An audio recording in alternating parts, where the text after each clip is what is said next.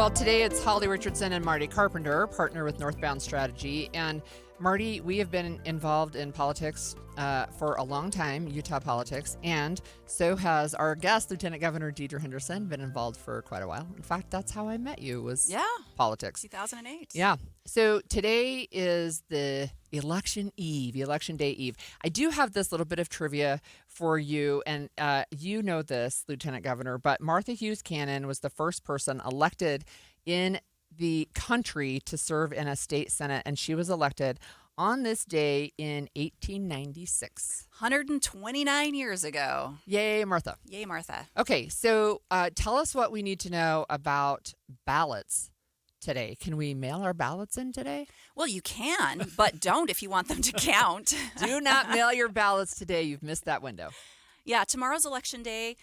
Some new laws went into effect this year. The most significant one that voters really need to know about is the fact that now, instead of having a postmark deadline for your ballot, they have an in-hand deadline for your ballot. So it used to be that you could postmark it the day before, and it would, maybe take a couple of days to get in, and that would be fine. Your ballot would still count. That law has been scrapped. That is not a thing anymore in the state of Utah. Now, your clerk actually has to have the ballot in their hand by close of polls on election day. So that's 8 o'clock tomorrow, which means if you have not yet voted, you can take your ballot today to a drop box. All of the cities in the state of Utah have a drop box. Go find a drop box, put it in there, or you can go vote tomorrow. You can put it in a drop box tomorrow or vote in person tomorrow, but please don't put it in the mail.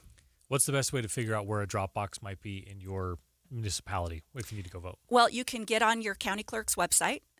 Almost all of the county clerks are actually running the municipal elections. There's a few exceptions.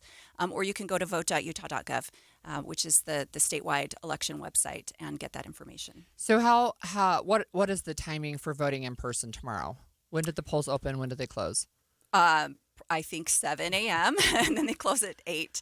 And to find those in-person locations, you'll want to go to vote.utah.gov or go to your county clerk's website.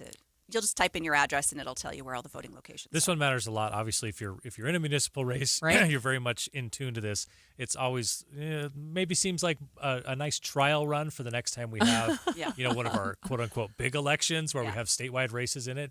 Do you look at you don't look at it that way? I don't want to make try to put words in your mouth, but it is nice to have one that's sort of on a smaller scale, at least as far as maybe voter turnout compared to what you'll have in a presidential election year, a gubernatorial election year, where you can say, hey, we've tested out these new laws of people get a chance to understand that they need to bring it to a ballot box or that it needs to be in hand and not just postmarked by a certain day. Is it nice at least to have a little bit of a trial run involved there?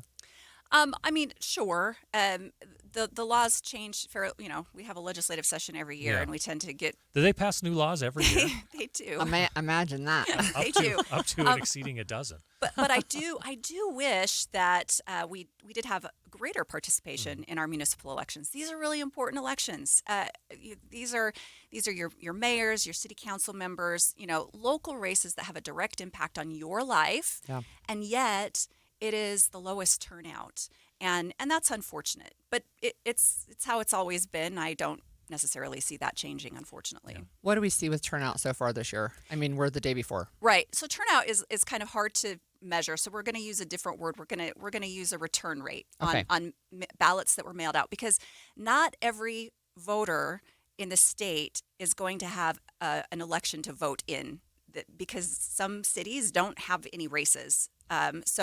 Or if you live in an unincorporated area, you're not going to have a race. So we had about 1.5 million ballots that were mailed out, and we've had about 284,000 returned as of this morning. That's about 18%, just over 18% of the ballots that have been mailed out have actually been returned. Wow. So, we've got today and tomorrow. Hopefully those numbers go up. During the primary election a little earlier this year, it was about a 26% return rate. Yeah. So are we expecting that, a pretty good size in-person voting tomorrow? Well, potentially, or just a lot of, returns at the drop boxes. Okay. You've been a candidate. You've won several races. You've won some notable ones.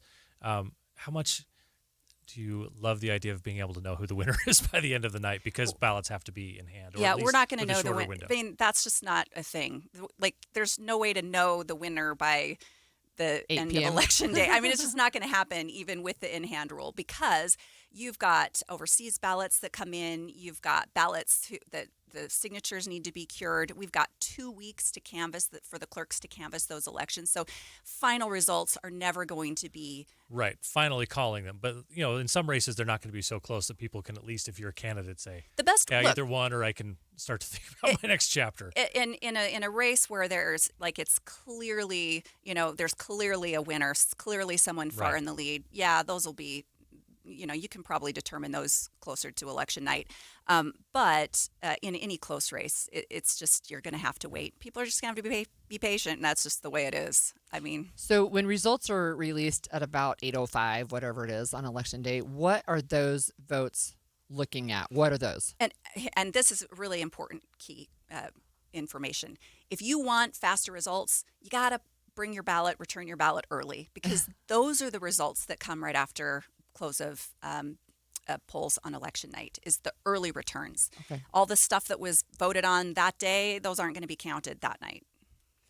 So I do have to say that there's this food drive that I thought was a great idea. And I don't know if anybody else is going to pick up on this, but this is Utah County, where you and I both live, Lieutenant Governor. There are 4 polling locations, so American Fork, Pleasant Grove, Provo, and Vineyard, that are collecting food. They're doing a food drive for the Utah Food Bank at the same time that they're collecting ballots. They're also collecting food. I love that. And hopefully, even if you don't vote in those areas, go take some food over to your local food bank today. Yeah. I think that's a really great idea. Yeah, I think that's great. So just in the last minute-ish that we have, can you just tell us really briefly the difference between an indirect initiative and a direct initiative? And this has to do with Proposition 4. Yeah, sure. An indirect initiative is a method whereby about 70,000 people can sign a petition to propose a law to the legislature to have an up or down vote on.